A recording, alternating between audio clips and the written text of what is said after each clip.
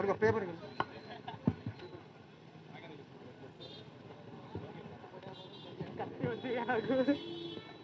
అందరు ఎలా ఉన్నారు? అక్కలకు చెల్లెలకు అందరు కూడా చెప్తా ఉన్నాం. కరుణాకర్ రెడ్డి గారు స్టేజ్ మీదకి రావాలండి. అభినయ్ రెడ్డి గారు, సజ్జల గారు,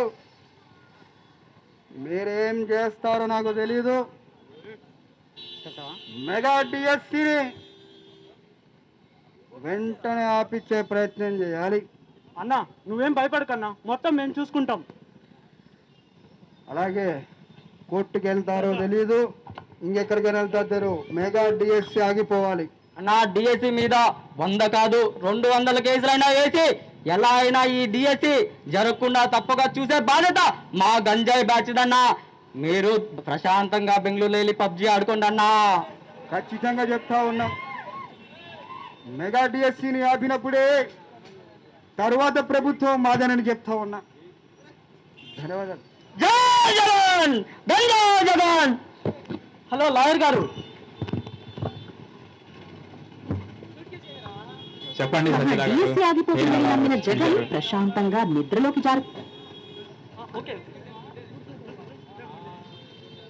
చెప్పండి సజ్జల గారు. డిఎస్సి ఆగిపోతుందని నమ్మిన జగన్ ప్రశాంతంగా నిద్రలోకి లాయర్ గారు మీరేం చేస్తారో నాకు తెలియదు. ఈ మెగా డిఎస్సి ఆగిపోవాలి.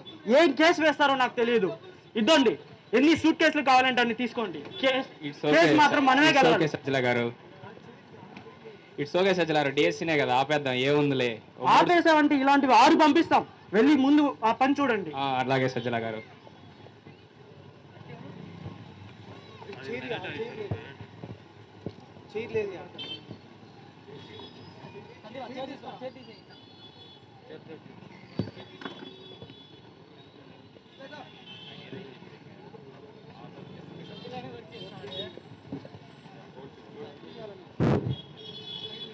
కోర్టు సింగ్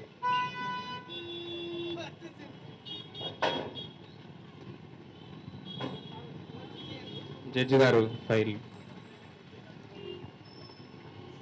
ఎవరైనా కేసేసింది జడ్జి గారు డిఎస్సిని ఎలా అయినా ఆపేయాలని. యువతులకు ఉద్యోగాలు ఇచ్చే కార్యక్రమం జరుగుతూ ఉంటే దాన్ని అడ్డుకోవడానికి ట్రై చేస్తారా? Case dismiss. జడ్జి గారు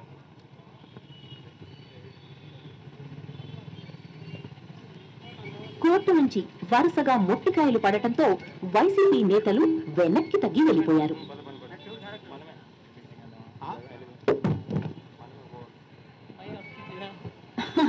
ఒక్క సంవత్సరం గడిచింది.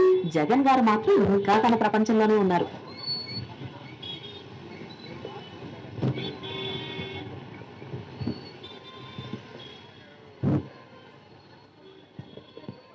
చూస్తూ ఉండగానే సగం సంవత్సరం నడిచిపోయింది.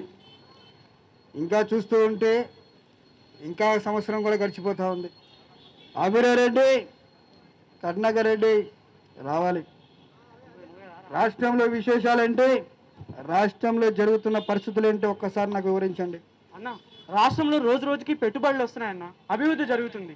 ఇలానే ఉంటే ఈ కూటమి ప్రభుత్వాన్ని మనం ఓడించలేమన్నా. మనం ఇంకా మన పార్టీని మూసుకోవడమే మంచిదేమో.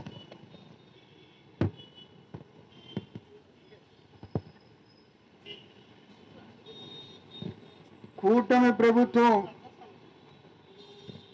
ఎన్ని చేసినా మన ప్రభుత్వం వచ్చాకనే మళ్ళీ మారుతాయి. ఇప్పటికీ మీరు వేసిన కేసులు ఏమయ్యాయి? సజ్జల, ప్రభుత్వం చేసే పనులన్నీ ఆపమని చెప్తున్నాను కదా, మీరెందుకు చేయడం లేదు? అన్న, మనం కోర్టులో వేసిన అన్ని కేసులు కొట్టేశారన్న. ఇక మన మనుగడ కొనసాగించలేమేమో అనిపిస్తుంది అన్న. రోజు రోజుకి అభివృద్ధి పనులు జరిగిపోతున్నాయి. విశాఖపట్నాన్ని పునర్నిర్మిస్తున్నారు. అలానే భోగాపురం ఎయిర్పోర్ట్ కడుతున్నారు. ఇంకా అమరావతిలో రాజధాని పనులు జరుగుతున్నాయి. ఇలా రాజధాని పనులు జరుగుతున్నాయి.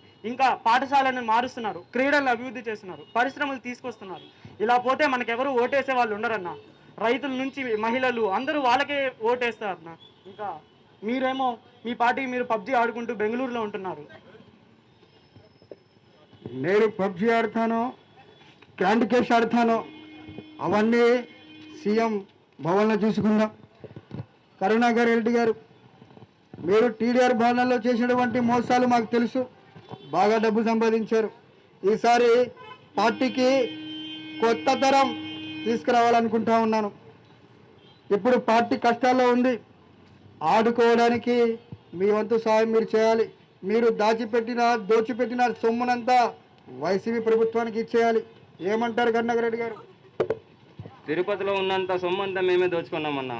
టీడీఆర్లో కానీ అన్నిట్లో కానీ టీటీడీ దాంట్లో కానీ అన్నిట్లో కానీ మన చెయ్యే ఉంది దోచుకో విషయంలో. ఇప్పుడు నాకు కొత్త రక్తం కావాలి. ఏం అభినయ్, ఏమనుకుంటున్నావు? అన్నా తిరుపతి దరిదాపుల్లో కాదు, తిరుపతి మొత్తం, తిరుపతి పక్కన మాకున్నంత ఏకరాలు కానీ మాకున్నంత డబ్బు కానీ ఇంకెవరికి లేదన్నా. అంతేకాదన్నా, రాష్ట్రంలో ఏదైనా సిండికేట్ ఉందంటే అది మాదే అన్నా. మా గంజాయి సిండికేట్ దాటి రాష్ట్రంలో ఎవడు కానీ గంజాయి అమ్మలేడన్నా. ఆ గంజాయి అమ్మిన సిండికేట్లో వచ్చిన డబ్బు నా కాడ కోట్లల్లో ఉందన్నా, పార్టీ కోసం పెడతా అన్నా. అంతేకాదు, తిరుపతిలో రోడ్లు వేయించి ప్రతి కమిషన్లో నాదే ఉందన్నా. సెంట్రల్ అయినా స్టేట్ అయినా నా కమిషన్ నాకు వస్తుందన్నా. ఈ డబ్బుతో నేను పార్టీకి పెట్టి పార్టీ ముందుకు తీసుకెళ్తా అన్నా. నువ్వు చెప్పింది కరెక్ట్ అభినయ్. ప్రతి విషయంలోనూ నువ్వు చేస్తూ ఉన్నావు. ఈరోజు చూస్తే తిరుపతిలో జరుగుతున్నటువంటి మొత్తం అంతా కూడా అభినయ్ రెడ్డిదే. అలాగని చెప్పేసి నువ్వు చెప్పింది కరెక్టే. ప్రజలు నువ్వు అబద్ధం అని చెప్తే అబద్ధం అంటారు, నిజం అంటే నిజం అంటారు. వాళ్ళకి అబద్ధాలు చెప్పాలి, మోసాలు చేయాలి, ఇవన్నీ చేస్తూ ఉండాలి. సో మీరందరూ కూడా మీడియాలో ప్రచారం చేయండి. పేటీఎం బ్యాచ్ని మేలుకొల్పండి, గంజాయి బ్యాచ్ని కూడా మేలుకొల్పి రాష్ట్ర ప్రజలపైన ఉసుగొల్పేటువంటి ప్రయత్నాలు మీరు చేయాలి అభినయ్. అన్నా, మీ బ్లెస్సింగ్తో తిరుపతిలో డిప్యూటీ మేయర్గా ఉన్న నేను, మీ బ్లెస్సింగ్స్ అన్నా డిప్యూటీ చీఫ్ మినిస్టర్ అవుతా అన్నా. మీ ఆశీస్సులు ఎలా ఉండాలని కోరుకుంటున్నా అన్న. తప్పకుండా అభినయ్, నేను డిప్యూటీ సీఎంని చేస్తానయ్యా. లవ్ యూ అన్నా. సజ్జల, చెప్పండి అన్న. ఇంకా రాష్ట్రంలో మన గురించి ఏమనుకుంటా ఉన్నారు? అన్న, ఏమనుకుంటారేంటన్నా, అప్పుడు మీరు ప్రవేశపెట్టిన ఈ భూము ప్రెసిడెంట్ మెడలు, స్పెషల్ స్టేటస్తో ఇలాంటి వాటిలతో మనం పబ్బం గడిపాం.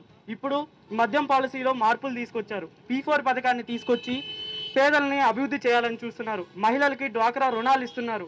ఇలా చేస్తూ ఉంటే మహిళలు అందరూ వాళ్ళకే ఓట్లేస్తున్నారు. ఇంకా మీ ఇష్టం అన్నా. అంత చేశాడా చంద్రబాబు నాయుడు?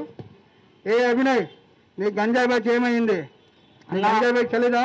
అన్న, రాష్ట్రంలో కాదు దేశంలోనే నా పేటీఎం బ్యాచ్ గంజాయి బ్యాచ్ మించింది లేకుండా ఉంది ఆయన. ఎప్పుడైతే ఈ కూటమి ప్రభుత్వం వచ్చిందో, ఈ చంద్రబాబు నాయుడు గారు కానీ నారా లోకేష్ గారు కానీ 24 గంటలన్నా మా పేటీఎం బ్యాచ్ మీద గంజాయి బ్యాచ్ మీదే పెట్టారన్న. రాష్ట్రంలో ఎక్కడా కానీ గంజాయి తినడం కాదు, గంజాయి బయటికి తీస్తేనే గజగజ అనుకుంటున్నారన్న. మన వాళ్ళంతా ఎక్కడ వెళ్ళిపోయారో తెలియదన్నా. ఒక్కరు లేరు, పక్క రాష్ట్రాల్లో వెతుకుతుంటే దొరకట్లేదన్నా. కానీ నాకు తెలిసి దేశం కూడా వదిలి వెళ్ళిపోయినట్టున్నారు. ఒకప్పుడు పోలీసులు వస్తే ఆ జీప్ సైరన్ అన్నా వచ్చేదన్నా, కానీ ఇప్పుడు ఈ డ్రోన్లు పంపిస్తున్నారన్నా. అది ఎటువైపు నుంచి వస్తుందో తెలీదు, ఎలా వస్తుందో తెలియదు అన్న. వాటికి టైం లేదన్నా. ఈ పోలీస్ డిపార్ట్మెంట్ 24 గంటలు పనిచేసేది, కానీ ఈ డ్రోన్లు 24 కాదు 7/24 అన్నా 24 అవర్స్ జోన్లతో నిఘా పెడుతున్నారన్న. గజ వణిగిపోతున్నా అన్న. ఇంకా ఎక్కడ గంజాయి బ్యాచ్ అన్న. అంటే తిరుపతిలో గంజాయి అమ్మాయికి కూడా పర్మిషన్ లేదంటారు? పర్మిషన్ కాదన్నా, తిరుపతి కాదు రాష్ట్రంలో ఎక్కడా కానీ గంజాయి చుక్క కనబడినా ఒక్కొక్కటి గజ వణికేలాగా చేస్తున్నారన్న. నీ మాటలు వింటా ఉంటే ఖచ్చితంగా చదువుకున్న వాళ్ళు, చదువు లేని వాళ్ళు, మహిళలు, విద్యార్థులు, యువత, నిరుద్యోగులు అందరూ కూడా ఈరోజు కూటమి ప్రభుత్వానికి సపోర్ట్ చేస్తూ ఉన్నారు. ఇప్పుడు చివరికి రైతులు కూడా కూటమి ప్రభుత్వానికి సపోర్ట్ చేస్తూ ఉన్నారు. నిజంగా నెక్స్ట్ పార్టీని తలుచుకుంటే భయమవుతా ఉంది, పార్టీ వస్తుందా అని చెప్పి భయమవుతా ఉంది. సజ్జల, ఇప్పుడు చెప్పు, నెక్స్ట్ ఏ కార్యక్రమాలు చేస్తే బాగుంటుంది? అన్న మీరు తొందరపడకండి అన్న, నేను మీకు ఏదో ఒక సలహా ఇస్తాను, మీరు వెళ్ళి ప్రశాంతంగా పడుకోండి. నువ్వు ముసలివాడు అయిపోయావు సజ్జల. నీ మాటలు నీ సలహాలు విని నేను 11 సీట్లుగా పరిమితం అయిపోయాను. అన్న నేను ఉన్నాను కాబట్టి ఆ 11 అయినా వచ్చాయి. నువ్వే ఉండుంటే పులివెందుల డిపాజిట్ కూడా వచ్చేది కాదు. మనం ఏంటి సజ్జల ఇంత మాట అన్నావు? నేను ఈ రాజకీయాలు తప్పుకొని నేను పబ్జీ ఆడుకుంటా. అన్న నేను కూడా ఆన్లైన్ ఉన్నా అన్న. అన్న అన్న అన్న అన్న రిక్వెస్ట్ అన్న, అన్న యాక్సెప్ట్ చేయండి అన్న, పబ్జీ అన్న. బ్యాక్ సైడ్ వెనకమాల వేస్తాడు అన్న థ్యాంక్ యూ అన్న, థ్యాంక్ యూ. వెనకమాల రైట్.